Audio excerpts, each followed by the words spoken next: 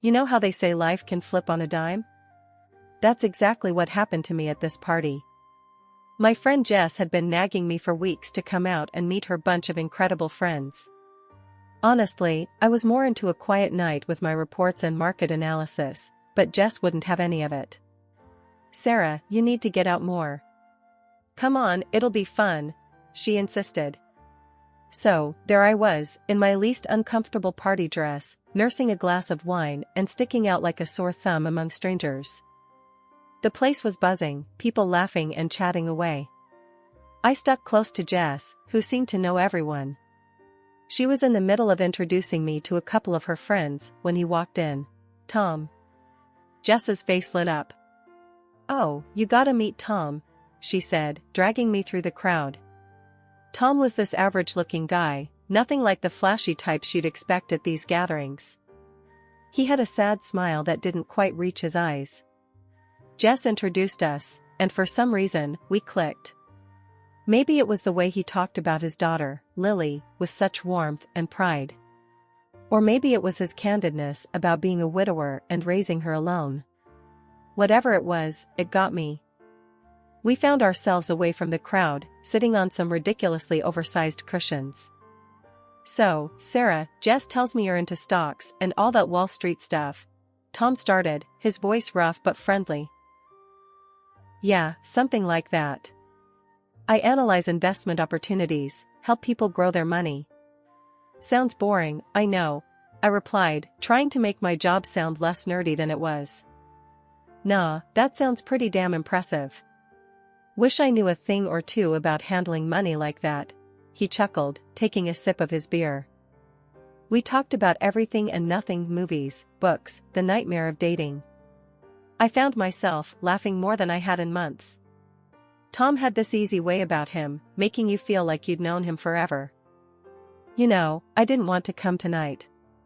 Socializing isn't exactly my strong suit," I confessed, feeling unusually open.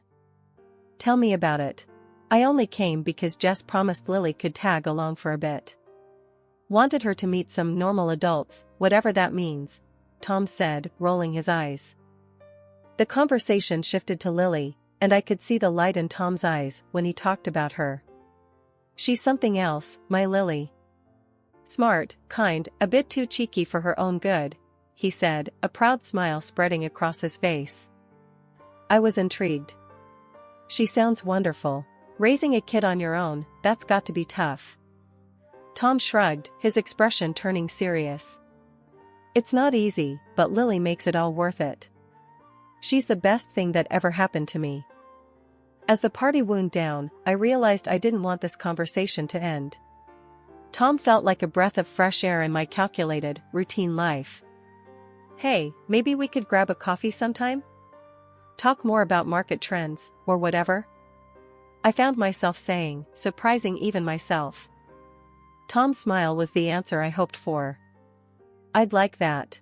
It's been a long time since I had a reason to look forward to something." Very soon I met Tom's daughter, and she was like a breath of fresh air. We quickly became friends, which made her father very happy. That's how a simple meeting turned into a real love affair.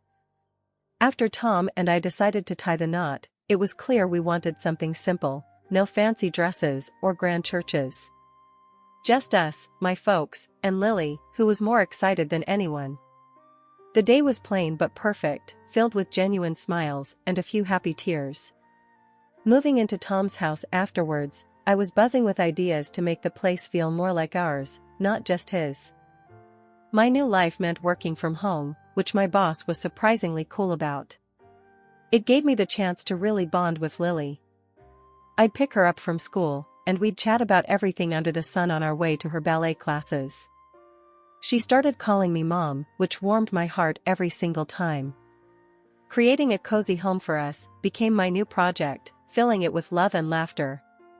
But, as the months rolled by, things with Tom started shifting, so subtly at first. He'd make offhand comments about dinner being too bland or too salty. "Sarah, what's this supposed to be?" Tom would ask, poking at a casserole I'd spent hours on. "Supposed to be your dinner, but if you're gonna act all Gordon Ramsay about it, maybe you should cook tomorrow," I'd retort, trying to keep the mood light. He didn't. Instead, the critiques piled up. My appearance became his next target. "Babe, when did you last hit the gym? You're looking different," Tom dropped casually one evening, his eyes skimming over me like I was a fixer-upper. "Guess I've been too busy being a stepmom and working from home." "But thanks for the heads up," I snapped back, the sting of his words hitting harder than expected. Lily, bless her, was my silver lining. She and I grew closer, our bond unaffected by the growing tension between her dad and me. "Mom, can you help me with my homework?"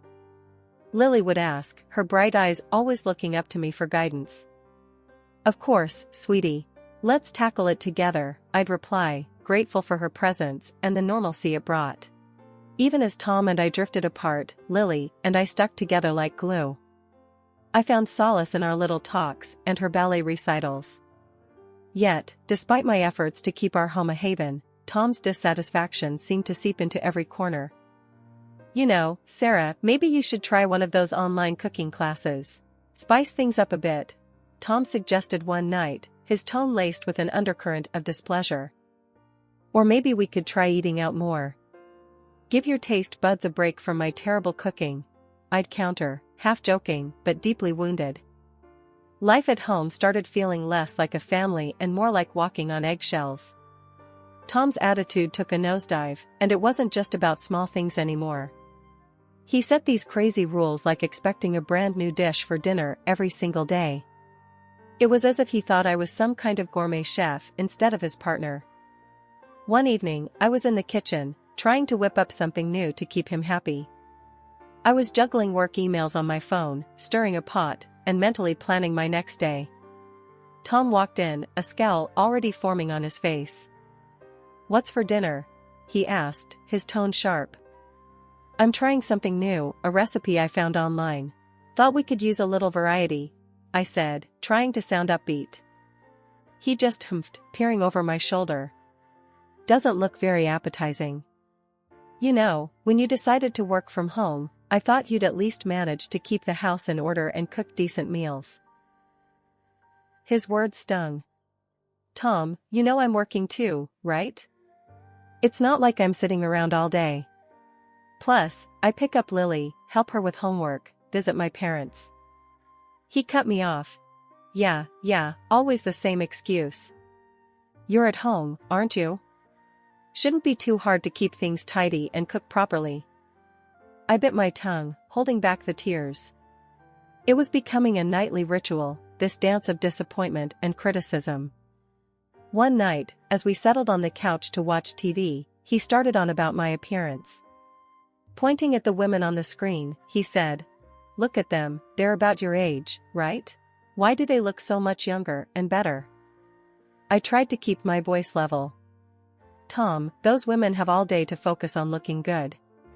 They likely have personal trainers, chefs, and who knows what cosmetic work done."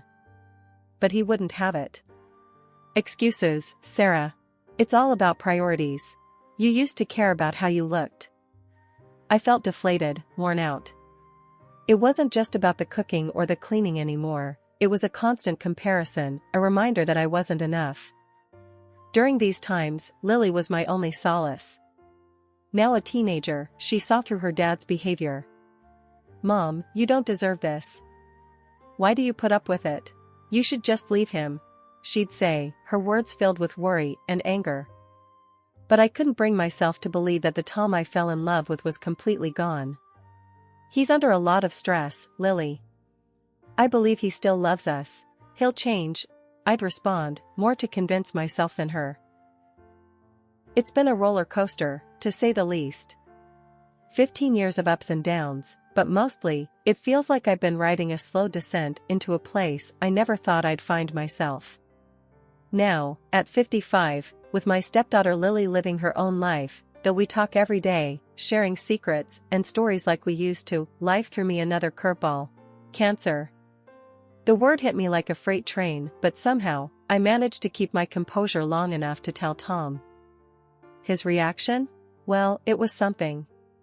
Not anger, not sadness, just disappointment. Not because of the diagnosis, but because I